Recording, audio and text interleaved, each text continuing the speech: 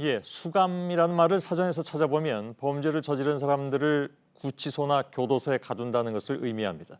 그런데 격리된 사람들이 사회와 접촉할 수 있는 수단 중에 하나가 바로 변호사 접견이죠. 문제는 범죄자들의 법적 방어권을 위해서 만들어진 이 제도를 악용하는 사람들이 늘고 있다는 것입니다. JTBC 취재진이 올 들어 최근까지 수도권 구치소 수용자들의 변호인 접견 순위를 입수했습니다. 하루 평균 한 번 이상 변호사를 접견하는 사람들이 18명이나 됐습니다. 대부분 사기 혐의로 구속이 된 사람들이니까 피해자 돈으로 구치소에서 쾌적한 생활을 누리고 있는 셈입니다. 특히 이들 중에는 수조 원의 다단계 사기범 주수도 씨로부터 신도 성폭행으로 확정 판결을 받은 이재록 씨도 있었습니다. 황제 접견부터 범죄 온상까지 이렇게 변질된 변호사 접견 실태를 이호진 인지수 기자가 전해드리겠습니다. 지난 21일 오후 대구 교도소입니다. 10여 명이 담벼락을 따라 걸어갑니다. 갑자기 멈춘 사람들이 담 너머를 바라보고 일부는 보안시설인 교도소를 촬영합니다. 이들은 만민중앙교회에서 갈라져 나온 만국기도원 교인들입니다.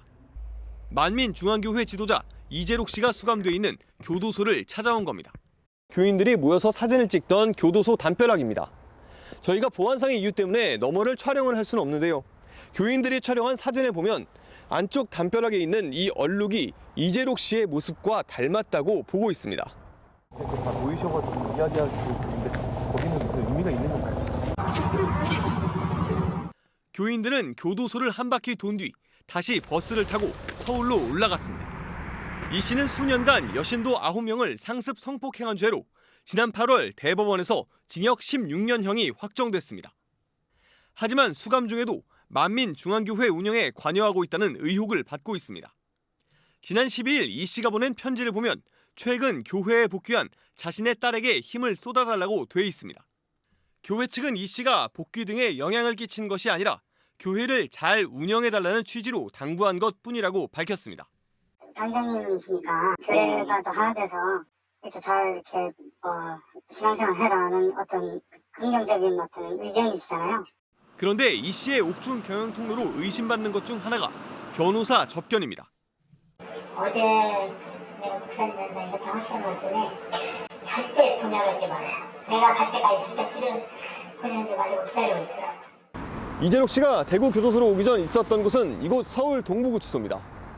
이재록 씨의 변호인 접견 횟수는 올해 들어 지난 8월까지 221차례에 달합니다. 하루 평균 한 번꼴입니다. 그런데 이 씨의 접견 횟수는 이곳 동부구치소 수용자 중 3번째였습니다. 서울구치소에서는 상위 10명 안에 들지도 못합니다. 저희 취재진이 수도권 구치소에서의 변호인 접견 현황을 확인해봤습니다. 올해 가장 변호사를 많이 만난 수용자는 주수도 전 제2그룹 회장이었습니다. 피해자만 10만 명이 넘는 2조 원대 다단계 사기로 징역 12년형을 선고받았다가 수감 중에 또다시 사기를 벌여서 재판을 받고 있죠.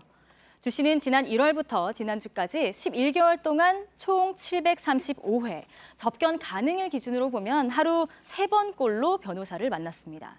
지난 2015년엔 1년 반 동안 2,500번 넘게 변호사를 접견한 사실이 알려지면서 변호사들이 징계도 받았는데 달라진 건 없었습니다.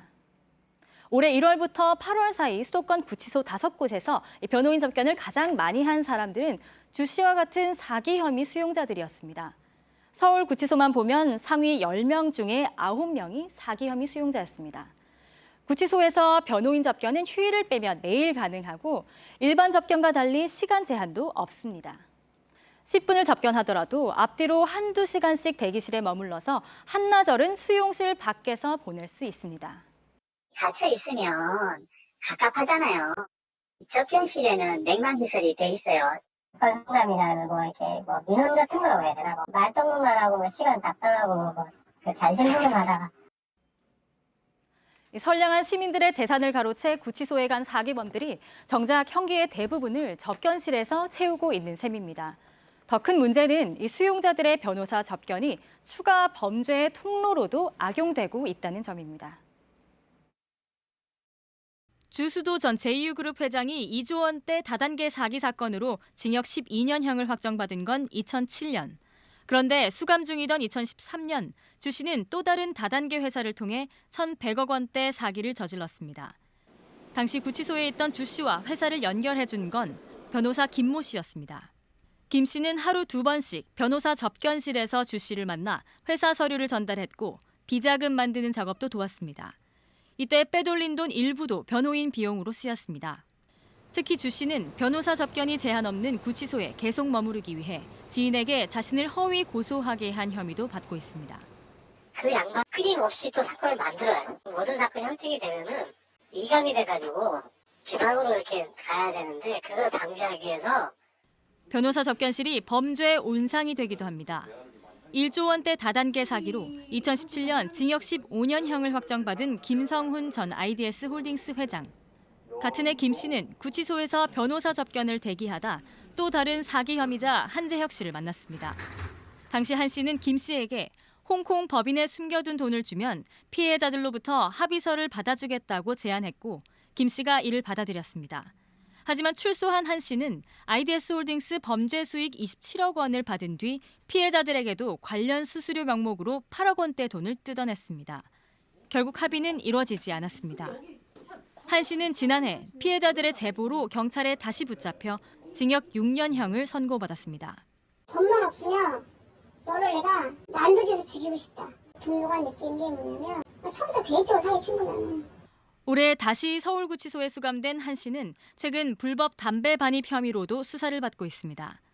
같은 방 수감자들은 내부 조사에서 한 씨 변호인이 교도관에게 뇌물을 주고 담배를 들여왔다는 취지로 진술한 것으로 전해졌습니다. 뭐 말이 안 되는 얘기고 국기권 행사 중이십니다. 하지만 이 변호사는 한 씨 동료 수감자에게 한 씨 대신 돈을 송금해준 적도 있는 것으로 드러났습니다. 구치소 측은 한 씨가 편안한 수감 생활을 하기 위해 다른 수용자에게 잡일을 시키는 조건으로 돈을 보낸 것으로 의심하고 조사 중입니다. 변호사에 대한 신뢰가 굉장히 많이 떨어져 있어요. 모니터링하고 징계할 수밖에 없다고 생각해요. JTBC 임지수입니다.